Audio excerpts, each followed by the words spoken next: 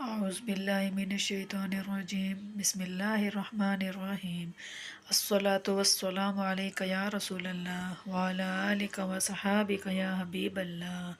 صلى الله على محمد صلی اللہ علیہ وآلہ وسلم۔ السلام علیکم۔ درود شریف کے بہت زیادہ فائدے ہیں، بہت زیادہ برکات ہیں، اور جب آپ درود شریف محبت سے پڑھتے ہیں، لگن سے پڑھتے ہیں، تو اس کے بہت سے فائدے، اس کے بہت سے ثمرات آپ لفظوں میں بیان ہی نہیں کر سکتے۔ جو اس کے ثمرات آپ کے سامنے آئیں گے، جو فائدے آپ کے سامنے آئیں گے۔ حضرت شاہ غلام علی دہلوی رحمۃ اللہ علیہ جو سلسلہ نقش بندی کے کامل ولی اللہ ہیں، فرماتے ہیں کہ ایک دن مجھے اللہ تعالیٰ کی بے نیازی سے دوزخ کا بہت زیادہ دل میں خوف آیا،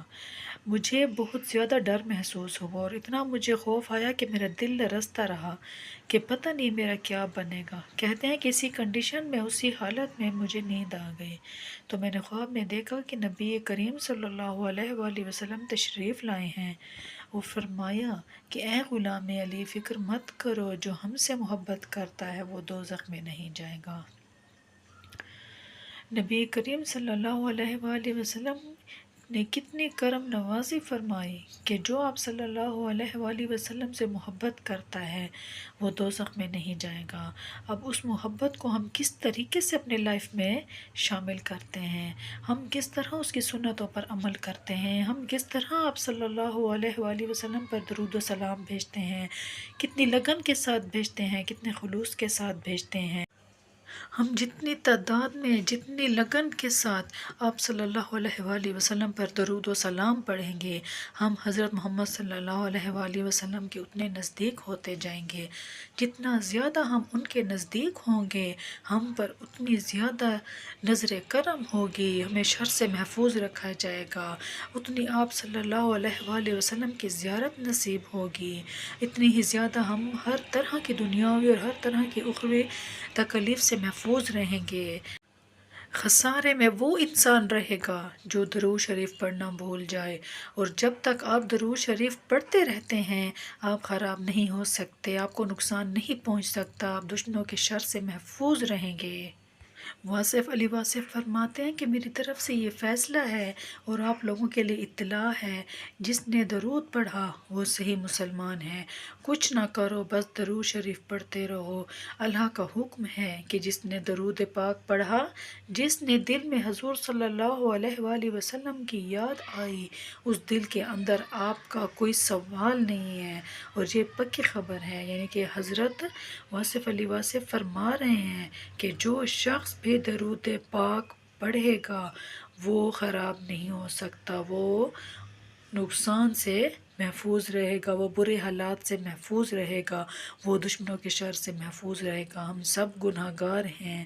لائف میں بہت ساری برائیاں ہماری زندگی میں ہیں، ہماری زندگی میں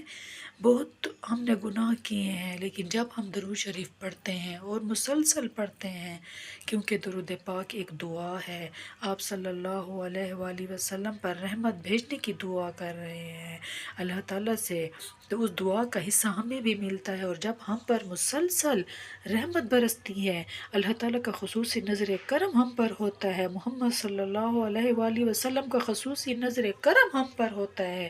تو ہمارے گناہ مٹ جاتے ہیں، ہمیں ناگہانی آفات سے محفوظ کر لیا جاتا ہے، ہماری برائیاں ختم ہو جاتی ہیں، ہمارے اخلاق بہتر ہوتے ہیں، ہمارے نامہ اعمال میں نیکیوں کا اضافہ ہوتا ہے،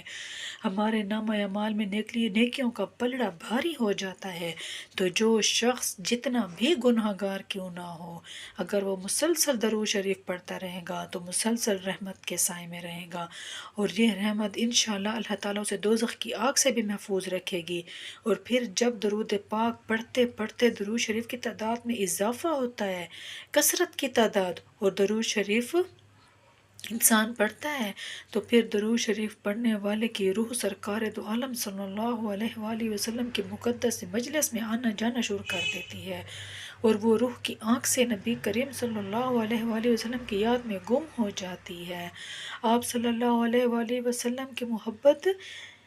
زیادہ ہوگی اس نسبت سے کہ روح پر انوارات کا نزول ہوگا، اور دن بہ دن رحمت خداوندی بڑھتی جائے گی، حتیٰ کہ ایک وقت ایسا بھی آئے گا کہ وہ اپنے آپ کو نور کے سمندر میں محفوظ کرے گا، اسے ہر آفات سے محفوظ رکھا جائے گا، ہر نقصان سے محفوظ رکھا جائے گا، دشمنوں کے شر سے محفوظ رکھا جائے گا۔ ایک غیبی مدد ہوگی جو اس کے لیے غیبی مدد کے دروازے کھولیں گے، اور اس سمندر میں درود پاک پڑھنے والے کی روح غوطۂ زن ہوگی،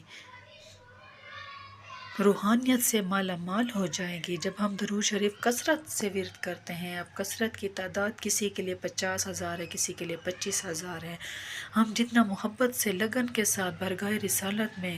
درود شریف پڑھیں گے، آپ صلی اللہ علیہ وآلہ وسلم کو ہدیہ کریں گے۔